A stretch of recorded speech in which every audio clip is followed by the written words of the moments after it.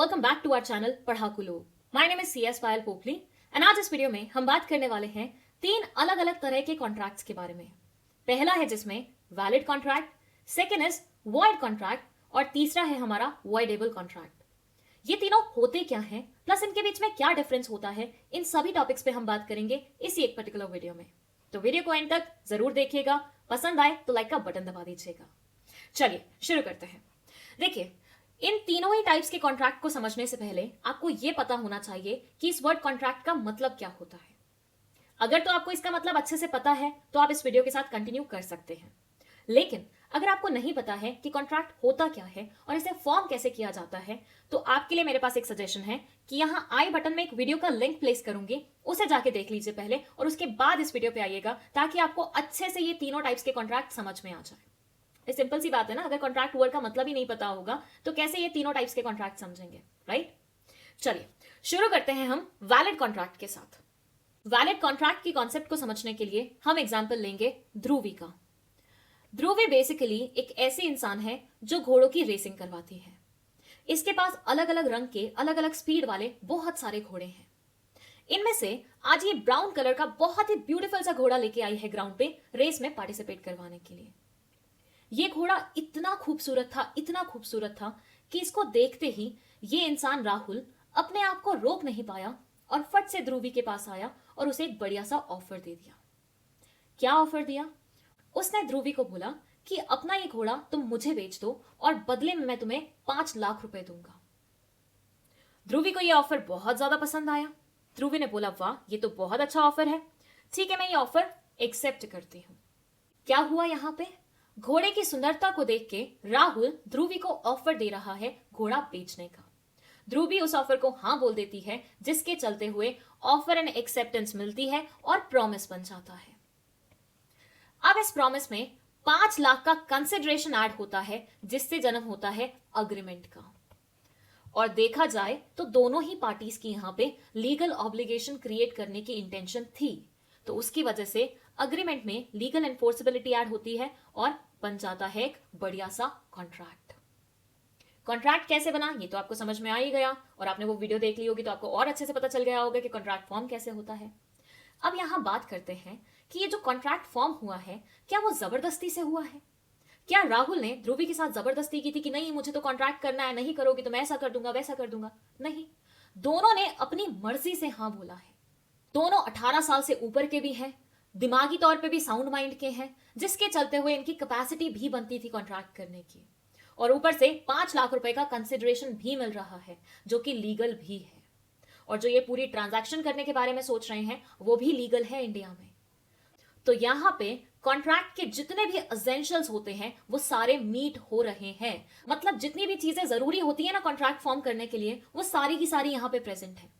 अब क्योंकि वो सारी की सारी यहां पे प्रेजेंट है, तो जो कॉन्ट्रैक्ट बन के आएगा, निकलेगा यहां से, वो होगा वैलिड कॉन्ट्रैक्ट।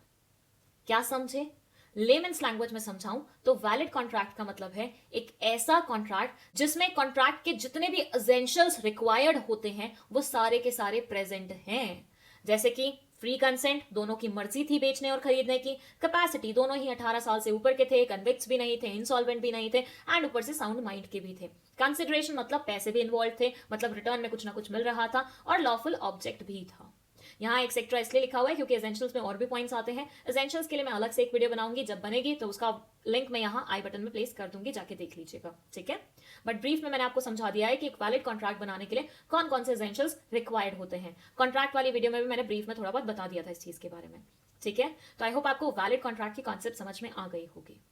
अब हम चलते हैं हमारे सेकेंड टाइप के कॉन्ट्रैक्ट पे, जो कि है वॉइड कॉन्ट्रैक्ट। वॉइड कॉन्ट्रैक्ट के लिए भी हम सेम ही एग्जांपल लेंगे, ध्रुवी एंड राहुल का। राहुल को ध्रुवी का घोड़ा पसंद आया है, जिसे खरीदने के लिए उसने ऑफर दिया है, ध्रुवी ने एक्सेप्ट कर लिया है, दोनों के बीच में बढ़िया सा कॉन्ट्रैक्ट हो गया है। लेकिन ध्रुवी को यह घोड़ा पास ऑन करना है राहुल को, कब? रेस के बाद। लेकिन हुआ यहां ऐसा कि रेस के दौरान एक बहुत ही अनफॉर्चुनेट इवेंट हो जाती है। रेस में पार्टिसिपेट करते हुए इस घोड़े की हालत इतनी ज्यादा खराब हो जाती है कि ये रेस के फिनिश लाइन पे पहुंचने से पहले ही दम तोड़ देता है। मतलब घोड़ा रेस फिनिश करने से पहले ही मर जाता है। क्या हुआ यहां पे? यहां यह हुआ कि जिस चीज के लिए आप कॉन्ट्रैक्ट कर रहे थे वो ही नहीं रही, उसी की डेथ हो गई। तो ऐसे में बताइए क्या अब ये कॉन्ट्रैक्ट एनफोर्सेबल हो पाएगा?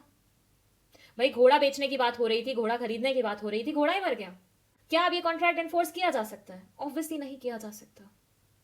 तो ये कॉन्ट्रैक्ट बन जाएगा वॉइड कॉन्ट्रैक्ट। एक ऐसा कॉन्ट्रैक्ट जो कि कॉन्ट्रैक्ट करते वक्त तो वैलिड था, उसमें सारे एसेंशियल्स प्रेजेंट थे, लेकिन एक इवेंट होने के कारण, एक अनफॉर्चुनेट इवेंट होने के कारण अब वो एनफोर्सेबल नहीं रह गया। ये तो हो गया पहला एग्जाम्पल वॉइड का। अब अगर मैं दूसरा एग्जाम्पल दूं वॉइड कॉन्ट्रैक्ट का, तो ऐसे मानिए रेस अभी शुरू ही हुई थी कि वहां से गवर्नमेंट का नोटिफिकेशन आ गया। गवर्नमेंट ने इंडिया में घोड़ों की ट्रेडिंग बैन कर दी। घोड़ों को अब खरीदा और बेचा नहीं जा सकता। क्या हो रहा है यहां पे? जिस चीज का आपने कॉन्ट्रैक्ट किया था, गवर्नमेंट ने वो चीज ही बैन कर दी।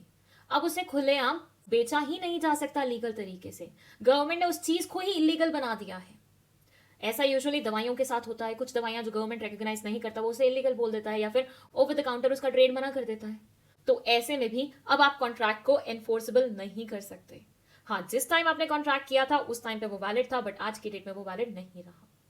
तो वॉइड कॉन्ट्रैक्ट के दो बढ़िया एग्जांपल ये हो सकते हैं कि एक तो ऐसा इवेंट हो गया जिस चीज के रिगार्डिंग हम कॉन्ट्रैक्ट कर रहे थे वो या तो रही नहीं, या फिर ऐसे रही कि किसी काम की नहीं रही। मतलब ऐसे मानिए घोड़ा पागल हो गया, या घोड़े के टांगे टूट गई सारी की सारी, कुछ भी ऐसा इवेंट हुआ। तो ऐसे में सामने वाला इंसान क्यों खरीदेगा अब उसे, राइट? और दूसरा इवेंट कि गवर्नमेंट बैन कर दे ऑल टुगेदर उस चीज को, गवर्नमेंट इलीगल डिक्लेयर कर दे, या फिर उसका ट्रेडिंग ही मना कर दे। तो दोनों ही सिनेरियो में अब कॉन्ट्रैक्ट एनफोर्सेबल नहीं बचता है। यहाँ ये बोलते हैं void contract is a kind of contract that is not enforceable by law. एक ऐसा कॉन्ट्रैक्ट जिसको एनफोर्सेबल नहीं बनाया जा सकता लॉ के द्वारा। At the time of contract formation the contract is valid. Contract formation के टाइम पे कॉन्ट्रैक्ट वैलिड था और उसमें जितने भी एसेंशियल्स रिक्वायर्ड होते हैं वो सारे प्रेजेंट थे। But due to subsequent change in the existing law, जो मैंने बताया गवर्नमेंट ने बैन कर दिया, लॉ में चेंज आ गया, या फिर इम्पॉसिबिलिटी ऑफ द एक्ट, मतलब घोड़ा मर गया तो घोड़े की ट्रेडिंग कैसे हो पाएगी? इम्पॉसिबल हो गई वो चीज, which is beyond the imagination and control of the parties. दोनों का ही कंट्रोल नहीं था। घोड़ा मर गया, ना इसका कसूर ना उसका कसूर, ना ये जीवित कर सकते उसको ना ये जीवित कर सकता है फिर से। The contract can not be performed, hence it becomes void. Contract perform नहीं हो सकता जिसकी वजह से वो वॉइड बन जाता है। वॉइड के साथ ना एक वॉइड एब इनिशियो करके भी कॉन्ट्रैक्ट होता है, जिसका ये मतलब होता है कि एक ऐसा कॉन्ट्रैक्ट जो कि बिगिनिंग से ही वॉइड था। यहां वाले में क्या है कि पहले वो वैलिड था, लेकिन किसी इवेंट की वजह से या एग्जिस्टिंग लॉ में चेंजेस की वजह से वो नॉन एनफोर्सेबल हो गया, मतलब लॉ द्वारा एनफोर्स नहीं किया जा सकता, वॉइड बन गया। लेकिन वॉइड एब इनिशियो में वो बिगिनिंग से ही वॉइड माना जाएगा, ऐसा कॉन्ट्रैक्ट है। बट उसके बारे में और ज्यादा डिटेल में हम हमारी फ्यूचर वीडियोज में देखेंगे। फिलहाल के लिए आई होप आपको वॉइड कॉन्ट्रैक्ट समझ में आ गया है। Let's move to the last contract, that is voidable contract. Again Dhruvi और किसका एग्जाम्पल लेंगे? राहुल का एग्जाम्पल लेंगे। अब यहां वाले एग्जाम्पल में थोड़ी सी चीजें डिफरेंट हो रही हैं। यहां राहुल बहुत प्यार से ध्रुवी के पास आया था और बहुत ही प्यार से उसने ऑफर भी दिया था कि 5 लाख रुपए में ये घोड़ा मुझे बेच दो। ध्रुवी ने बोला बचपन में ये घोड़ा मुझे मेरे दादाजी ने गिफ्ट किया था, ये घोड़ा मुझे मेरी जान से भी प्यारा है, इसे तो मैं किसी भी कीमत पे तुम्हें नहीं दूंगी। ये सुन के राहुल को बहुत तेज गुस्सा आया। ही वॉज लाइक, ये घोड़ा मुझे बेच दो, अदरवाइज या तो मैं तुम्हें मार दूंगा या मैं इस घोड़े को मार दूंगा। ध्रुवी बेचारी अकेली थी, बहुत डर गई। उसने सोचा मैं मर गई या घोड़ा मर गया तो कोई भी लेखे नहीं लगेगा, इसलिए बेटर है मैं ये घोड़ा इसे बेच ही देती हूं। यहां मुझे बताइए कि ध्रुवी का ये बेचने का डिसीजन घोड़ा क्या फ्री कंसेंट वाला था? क्या वो अपनी मर्जी से घोड़ा बेच रही थी? आंसर है नो। वो अपनी मर्जी से नहीं, बल्कि इस इंसान के इन्फ्लुएंस के चक्कर में या इस इंसान के धमकी के चक्कर में घोड़ा बेच रही थी। एक ऐसा कॉन्ट्रैक्ट जिसमें एसेंशियल्स जितने होते हैं वैलिड कॉन्ट्रैक्ट के, अगर उनमें से कोई मिसिंग है, जैसे कि यहाँ पे फ्री कंसेंट मिसिंग था, तो ऐसे कॉन्ट्रैक्ट को हम वॉइडेबल कॉन्ट्रैक्ट बोलते हैं। अब इसकी ट्रीटमेंट क्या होती है? इसकी ट्रीटमेंट ये होती है कि यहाँ पे क्योंकि ध्रुवी को फ्री कंसेंट नहीं मिला था, आई होप फ्री कंसेंट का मतलब आपको बहुत अच्छे से क्लियर है। फ्री कंसेंट का मतलब होता है अपनी खुद की मर्जी से कॉन्ट्रैक्ट करना, मतलब किसी के भी दबाव में आके, जबरदस्ती में आके आप कॉन्ट्रैक्ट नहीं कर रहे हैं। बट क्योंकि यहाँ पे ध्रुवी का फ्री कंसेंट नहीं इन्वॉल्व था, तो यहाँ ध्रुवी को ऑप्शन दिया जाएगा चूज करने का कि क्या वो इस कॉन्ट्रैक्ट के साथ आगे बढ़ना चाहती है कि नहीं बढ़ना चाहती है। अगर ध्रुवी चूज करती है नहीं बढ़ना चाहती तो कॉन्ट्रैक्ट खारिज हो जाएगा। लेकिन अगर ध्रुवी बोलती है कि ठीक है मुझे कोई प्रॉब्लम नहीं है, आप बेच दीजिए इस घोड़े को, मैं इस कॉन्ट्रैक्ट के साथ आगे बढ़ना चाहती हूँ, तो ये कॉन्ट्रैक्ट नॉर्मल वैलिड कॉन्ट्रैक्ट की तरह इफेक्टिव हो जाएगा। सो वॉइडेबल कॉन्ट्रैक्ट क्या होते हैं? ऐसे कॉन्ट्रैक्ट जिसमें essentials of valid contract missing होते हैं, और ऐसे कॉन्ट्रैक्ट के चलते हुए हम अग्रीव्ड पार्टी को, मतलब जिसके साथ बुरा हुआ है, उसे ये चांस देते हैं, मौका देते हैं चूज करने का कि क्या उसे उस कॉन्ट्रैक्ट को एनफोर्सेबल बनाना है कि नहीं बनाना है।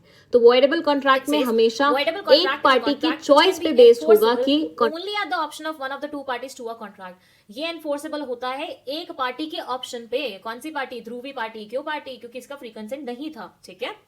In this kind of contract, one party is authorized legally to make a decision to perform or not to perform his part. यहाँ पे एक पार्टी को मौका दिया जाता है ये डिसाइड करने का लीगली कि भैया तुम ये परफॉर्म करना चाहते हो अपना पार्ट या नहीं करना चाहते। इसका पार्ट क्या था? घोड़ा बेचने वाला पार्ट इसका था। The party aggrieved is independent to choose the action.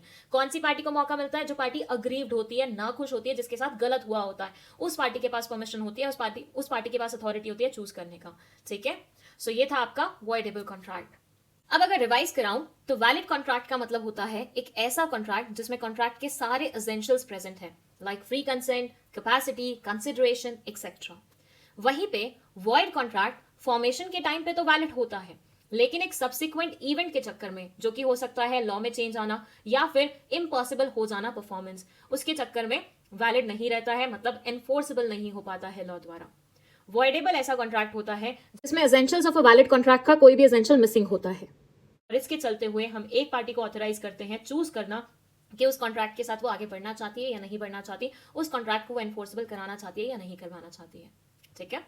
Now I hope आपको ये सारे के सारे पॉइंट्स बहुत अच्छे तरीके से समझ में आ गए हैं। कोई भी डाउट है let us know in the comment section. Video पसंद आई है तो लाइक का बटन दबा दीजिए, इस चैनल को अपने दोस्तों के साथ शेयर कर दीजिए और खुद भी सब्सक्राइब करते हुए जाइएगा। That's it. Thank you so much for watching this video.